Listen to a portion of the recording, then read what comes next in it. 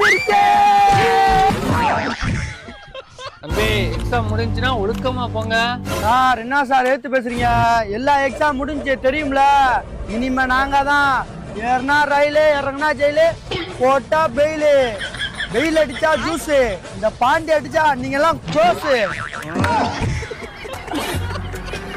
இதுவும் போடுறோம். கோயில்ல வீடியோ எடுக்காப்ல போயா சப்ப.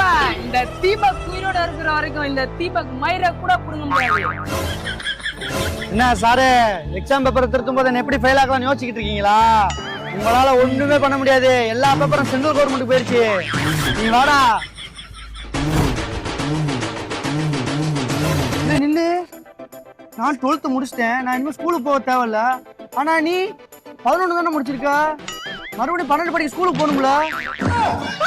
இந்த தீபக் உயிரோட இருக்கிற வரைக்கும் இந்த தீபக் மயிரை கூட புடுங்க முடியாது.